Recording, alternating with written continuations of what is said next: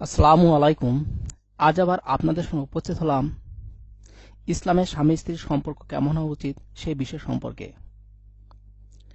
ইসলামে নারী পুরুষের মধ্যে সম্পর্ক স্থাপনের একমাত্র বৈধ পন্থা হল বিবাহ।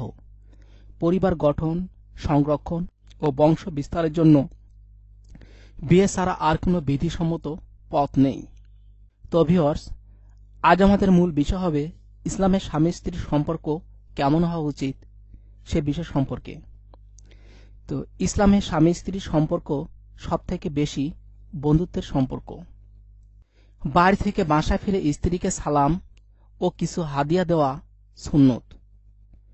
স্ত্রীর মুখের খাবারের লোকমা তুলে দেওয়া সুন্নত। স্ত্রীর মেসওয়াক দিয়ে মেসওয়াক করা সুন্নত।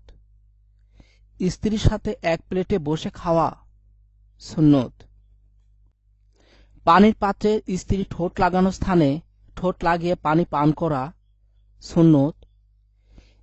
স্ত্রীর মুখ থেকে খাবার নিয়ে সেটা খাওয়া সুন্নত।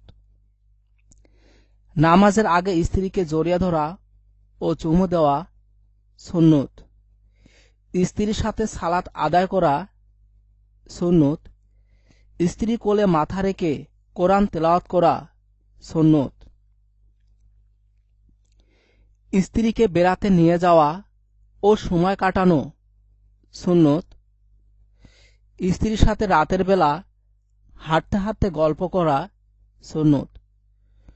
দুজন একসাথে খেলার প্রতিযোগিতা করা সুন্নত। স্ত্রীর সাথে সৎ ব্যবহার করা সুন্নত। বিয়ের সময় স্ত্রীর মহারানা পরিশোধ করা ফরজ। স্ত্রীর হক আদায় ও তাকে পর্দায় রাখা ফরজ। স্ত্রী ইজ্জতের হেফাজত করা ফরজ। সেই ব্যক্তি সর্বোত্তম যে তার স্ত্রীর নিকট উত্তম। স্বামী স্ত্রীর সম্পর্কে থাকে আল্লাহর রহমত।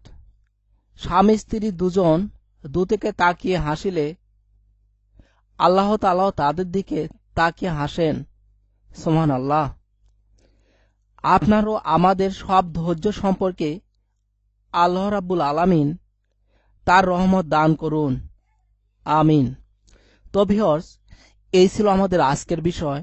তো ভিডিওটি যদি আপনাদের কাছে ভালো লেগে থাকে তাহলে অবশ্যই লাইক এবং কমেন্টস করতে ভুল করবেন না। আর চ্যানেলটি যদি এখনো সাবস্ক্রাইব করে না নিয়ে থাকেন, চ্যানেলটি সাবস্ক্রাইব করে নিন, পাশে রাখা বেল বাটনটি বাজিয়ে নিন আরো নতুন নতুন ভিডিও দেখার জন্য। ধন্যবাদ আপনাদের সবাইকে। ভালো থাকবেন।